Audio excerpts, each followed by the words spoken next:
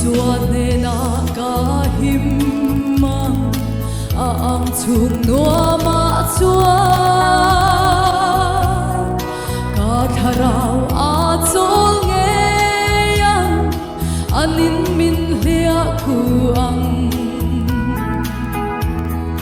o angel rol mo'y kasya ramro puya jang tua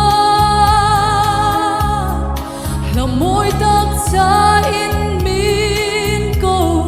kiluy ral moya kia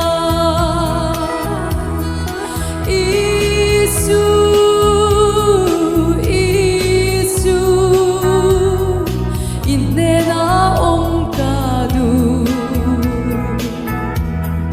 Isu min manay tuber inena om kadu Omaral malozong nangin min liakula Isuane na kahimang kabuhay na areang kem na ten min simbuay lo sualin min tay telo Are ang lungay nate Drale lung tia zong zo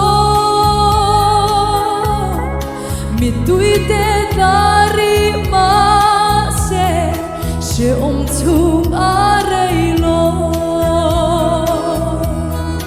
Isu Isu Indena Isu min mamay tuber inena om kadu She omaral malozong nangin min liakula Katharaw himna luber Isu akatanati Kwa akapenturbe sa tuang lumpuy ani Katanahun siya matsua minlaron suay ngaya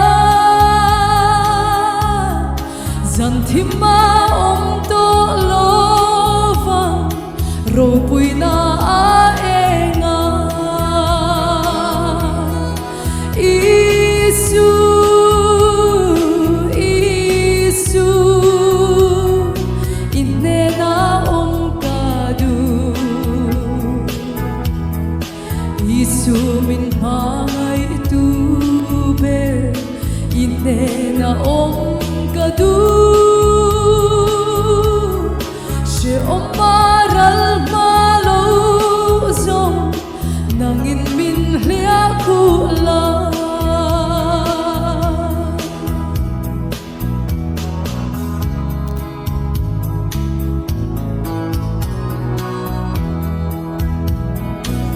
Lalparaw pibero se